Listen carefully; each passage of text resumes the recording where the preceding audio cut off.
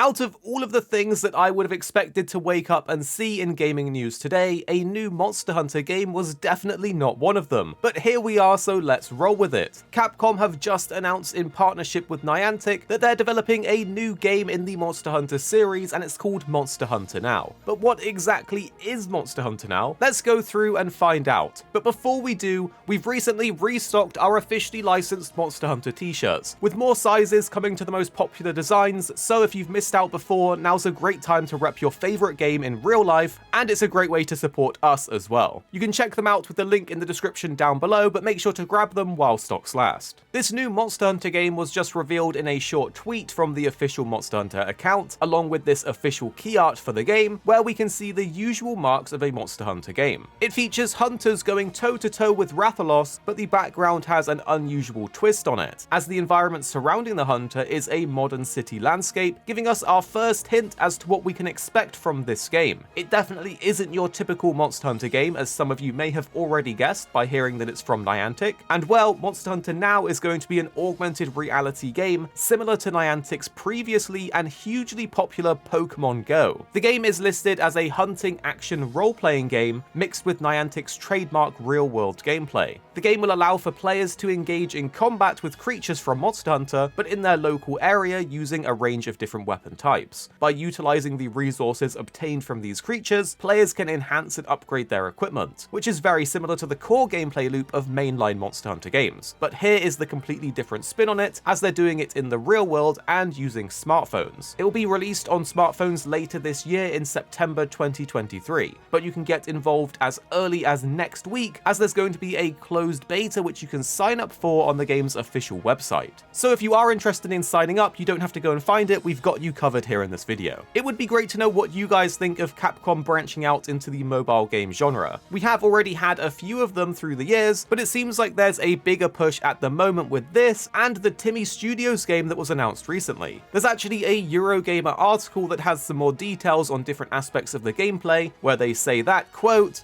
"You'll have your own partner Palico by your side as you explore. You'll be able to team up and hunt with others, up to 4 friends and others in your local area.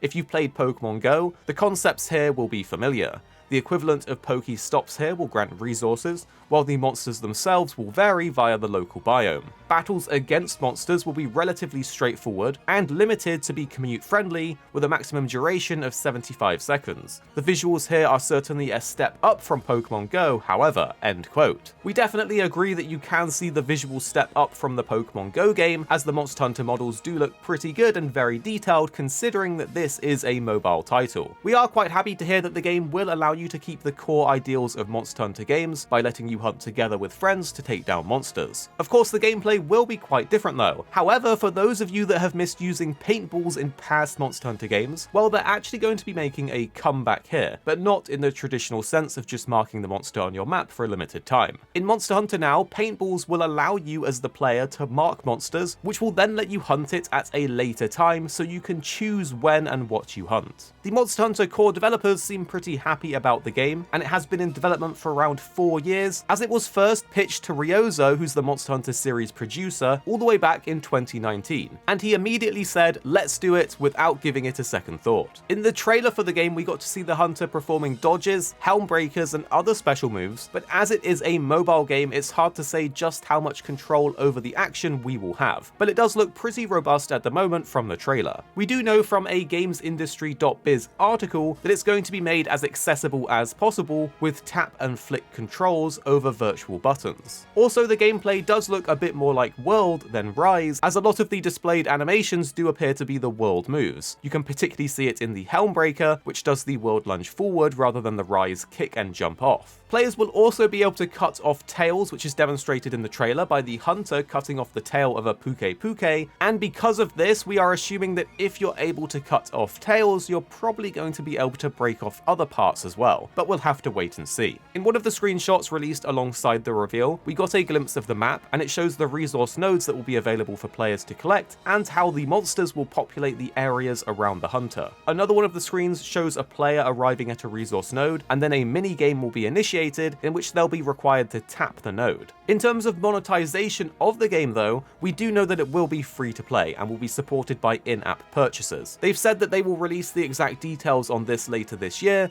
but personally I would expect around the same level of monetization as in Pokemon Go. I do remember when Pokemon Go first released. It was quite the spectacle to go outside and play this game on your phone that featured a lot of your favourite nostalgic Pokemon, and there was quite the buzz about it, and you did often see a lot of people out there. It definitely encouraged a lot of us to go out and exercise more, to be a bit more sociable, and ultimately created a lot of community and events in your local area. Different Facebook groups and meetups led to making new friends and all of that kind of good stuff. But I do know that experience isn't for everyone, and a lot of people will probably be roasting the game as it is a mobile game and we're all waiting for the next true mainline Monster Hunter game to come. But I think it's important to stay open-minded because this is the kind of thing that will get more people into Monster Hunter and grow it as a franchise to make it even bigger and better for us fans. So of course the game isn't going to be for everyone, but I think it won't matter if you entirely skip this game as it's more of a mobile spin-off. So if someone's hating on this a little too much, maybe the game is perfect for them so they can go outside, play the game and touch some grass. But jokes aside, who knows what the gameplay will be like. It's probably going to be pretty basic as a mobile game since you're not going to have all of the buttons on your controller to actually do combos and proper inputs. But hey, it might be fun to go out and try it. A lot of people enjoyed Pokemon Go, including myself, at least for a little while, and it does get you outside. And as said before, hopefully it brings more people into the world of Monster Hunter. But ultimately, it's a mobile game, so there's only so much they can do with it. I would have much preferred an actual announcement on a new proper Monster Hunter game, but we've got this and it kind of came out of nowhere. Remember, later this year we're probably going to hear more about the next true Monster Hunter game, so that is still something to look forward to. Tell us in the comments, are you going to skip this one entirely? Are you going to give it a go? We'd love to know what you think down below. But to help you decide, here is the full reveal trailer for you to see in its entirety.